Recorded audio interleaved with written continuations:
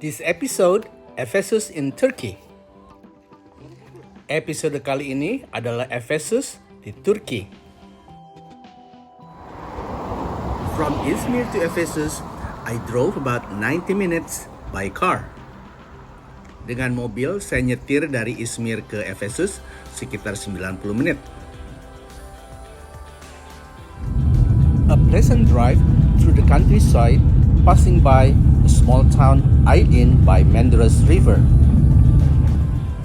Perjalanan dengan mobil yang menyenangkan melalui pedesaan dan melewati kota kecil namanya Aegean di tepi sungai Menderes.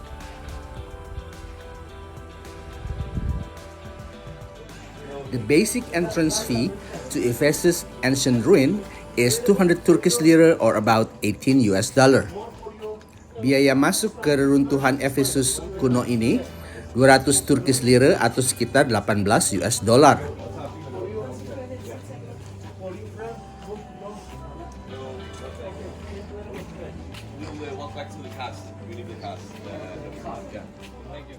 Ephesus is an ancient city in Turkey's central Aegean region near modern-day Celchuk.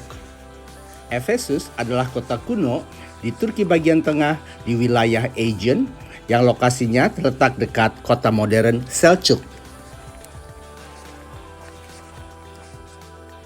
Its excavated remains reflect centuries of history from classical Greek to Roman Empire. Peninggalan sejarah yang berhasil digali ini mencerminkan sejarah dari berabad-abad mulai dari zaman Yunani sampai dengan kerajaan Romawi. The Great Theater, which was built in the 1st century AD, is considered the most impressive structures of Ephesus city. Teater Agung yang dibangun di abad pertama dianggap sebagai salah satu bentuk bangunan yang paling mengesankan di kota kuno Ephesus.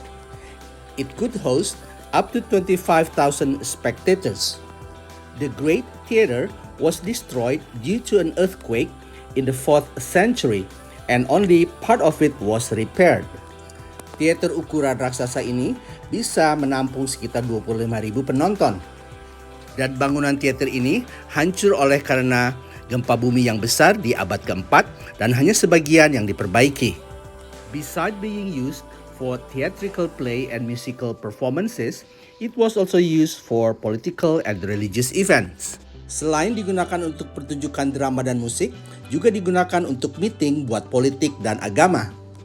Among the most important of them is the conflict between Christians and the pagan followers of Artemis, during which Apostle Paul was judged and sent to prison as he was accused of hurting Artemis. Salah satu kejadian penting yang terjadi di sini adalah konflik antara orang-orang Kristen dengan penyembah berhala Dewi Artemis, di mana Rasul Paulus dihakimi dan akhirnya dipenjarakan dengan alasan bahwa Rasul Paulus membahayakan Dewi Artemis. Ephesus was once the most important Greek city and it was a trading center. It is situated between Europe and Asia on Aegean Coast of Anatolia.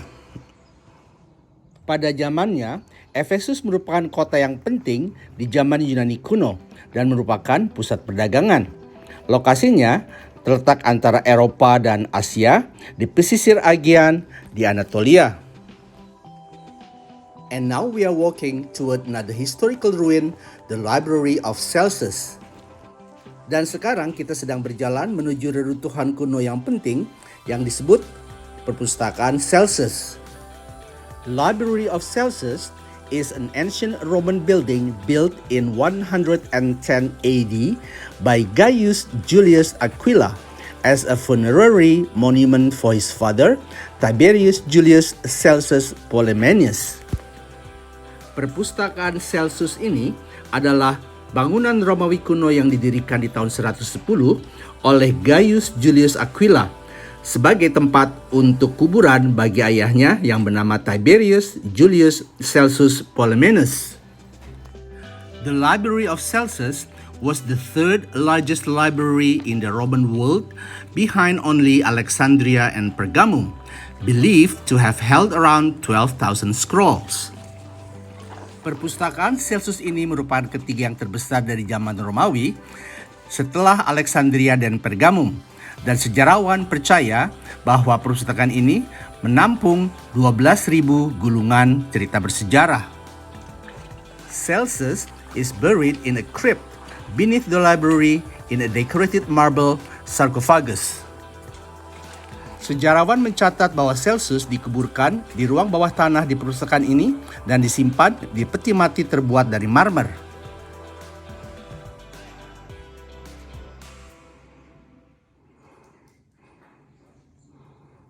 The interior of the library and its contents were destroyed in a fire that resulted from an earthquake, and the facade by an earthquake in the 10th or 11th century. Gedung perpustakaan beserta isinya ini musnah oleh karena api yang diakibatkan oleh gempa bumi. Dan gedung tampak mukanya juga hancur oleh gempa bumi di abad ke-10 dan abad ke-11. It lay in ruins for centuries until the facade was erected by archaeologists between 1970 and 1978. Berabad-abad lamanya reruntuhan ini dibiarkan sampai tahun 1970 dan 1978, para arkeologis membangun kembali tampak muka dari perpustakaan ini.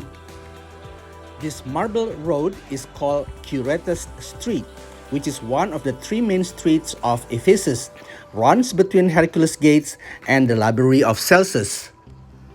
Jalanan marmer ini disebut Jalan Curetes, yang merupakan satu dari 3 jalan utama di Ephesus yang terletak antara gerbang Hercules dan perpustakaan Celsus.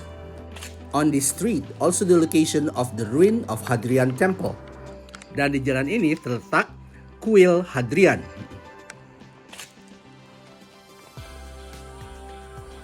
The street was an archaic processional way, an important sacred route that lead to the temple of Artemis. Jalanan ini jalanan yang dianggap keramat oleh penyembah berhala yang digunakan untuk prosesi upacara untuk menuju ke pura Artemis.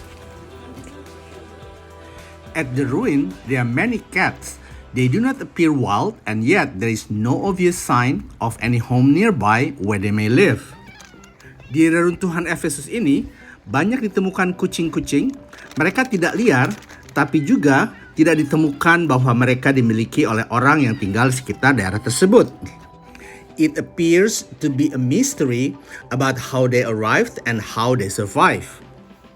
Kelihatannya agak sedikit aneh, oleh karena tidak ada yang tahu dari mana mereka datang dan bagaimana mereka hidup di reruntuhan tersebut. Ephesus was built in 10th century BC during the ancient Greek era. Kota Ephesus kuno ini dibangun di abad ke-10 sebelum Masehi di zaman Yunani kuno. Ephesus is one of the 7 churches of Asia cited in the book of Revelation. The Gospel of John may have been written here before he was exiled to Patmos Island. Ephesus juga merupakan salah satu dari 7 gereja yang disebutkan dalam Kitab Wahyu. Kitab Yohanes mungkin juga ditulis di sini sebelum Yohanes dibuang ke Pulau Patmos. Apostle Paul shared the gospel and spread Christianity for 3 years in this area. Rasul Paulus menyebarkan Injil dan kekristenan selama 3 tahun di daerah sini. Our tickets included the terrace houses, which was actually the luxurious residential villas located on the northern slope of Bulbuldagi Hill next to the Curetes Street. Tiket masuk kami termasuk untuk melihat rumah bertingkat yang sebenarnya merupakan villa tempat tinggal yang mewah yang berlokasi di kaki bukit Bulbuldagi.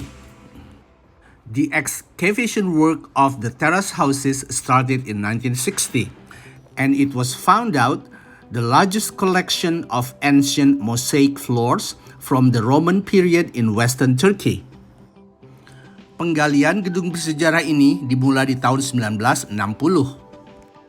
Dan setelah penggalian ini ditemukan koleksi lantai mosaik zaman kuno dari zaman Romawi di bagian barat Turki.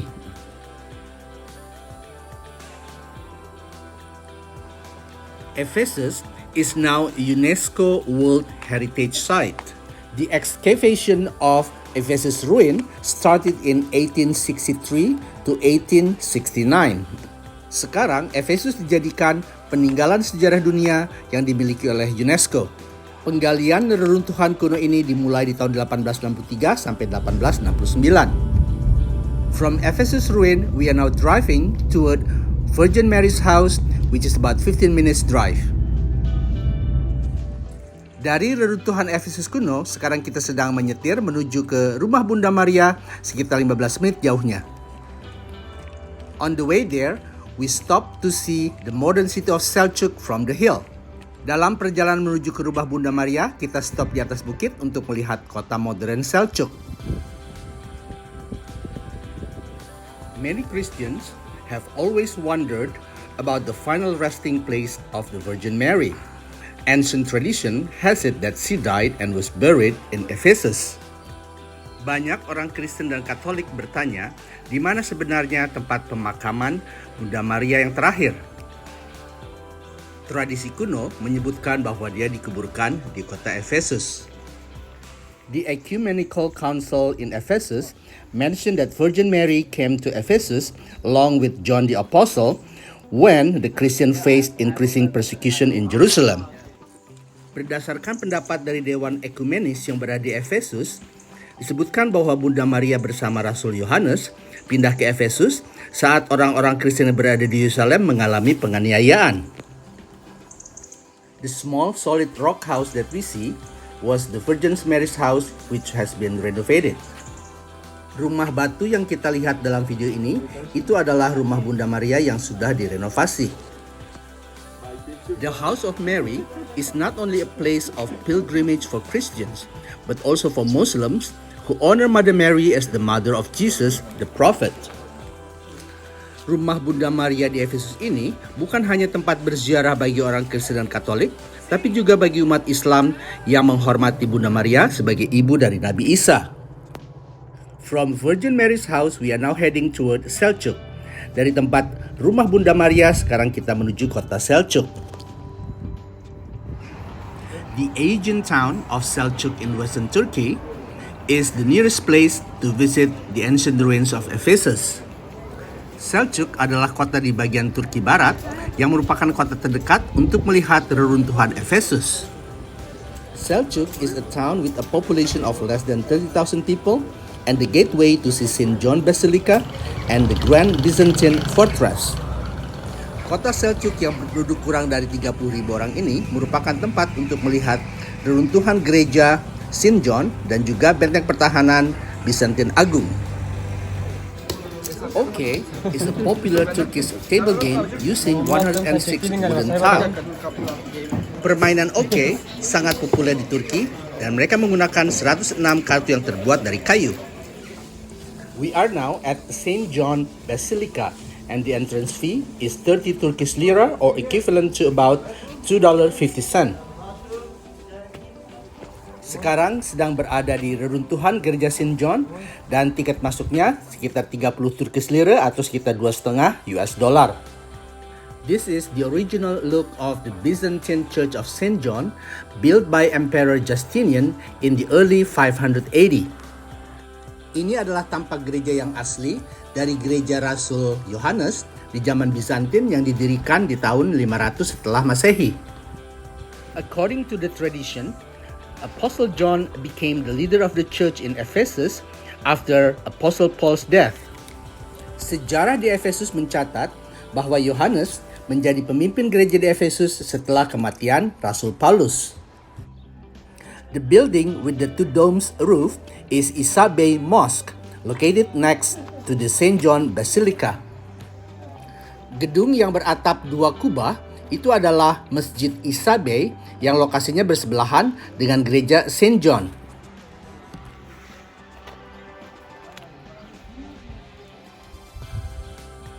Apostle John is believed to have spent the last years of his life in Ephesus writing his version of the gospel. Menjelang akhir hidupnya, Rasul Yohanes menulis kitab Injil Yohanes selama dia tinggal di Ephesus. Still within the same complex as St. John Basilica is the Grand Byzantine Fortress. The fortress is known as AYASULUK Castle, locally known as Ayasulu Castle, lies on the hill in the town of Selchuk. Terletak di daerah yang sama dengan Gereja St. John adalah benteng pertahanan dari Byzantine Agung. Benteng pertahanan ini dikenal dengan nama Kastil Ayasuluk. Orang lokal menyebutnya Ayasulu Castle, yang terletak di sebuah bukit di atas kota Celchuk. Ephesus was initially a harbor city, but the continually silting up of its harbor eventually made it an inland site situated 5 kilometers from the sea at present. Pada awalnya, Ephesus adalah sebuah kota pelabuhan, tetapi endapan lumpur yang terus-menerus selama berabad-abad akhirnya membentuk sebuah daratan yang sekarang Ephesus letaknya 5 km dari laut. The Byzantines then built Ayasuluk Castle using stones from disused Greek and Roman buildings for its constructions. Pada zaman Byzantine, mereka mendirikan Kastil Ayasuluk dengan menggunakan batu-batuan dari gedung-gedung yang sudah tidak digunakan lagi dari zaman Romawi dan zaman Yunani. The citadel walls were 1.5 km around and the walls is 4 meters thick. Benteng pertahanan ini dibuat mengeliling sepanjang 1,5 km dan tebal dari dinding benteng ini 4 meter. In 1914, Ayasuluk was renamed Celchuk. Di tahun 1914, Ayasuluk diganti nama menjadi Celchuk. From the fortress, we can enjoy the great view of city of Celchuk. Dari benteng pertahanan ini, kita bisa menikmati pemandangan yang indah ke kota Celchuk. The Grand Byzantine Fortress conclude the video of Ephesus, and thank you for watching Jejak NLA. Benteng pertahanan Byzantine Agung atau Kastil Ayasuluk mengakhiri perjumpaan video kita di episode Ephesus, dan terima kasih telah menonton YouTube channel Jejak NLA.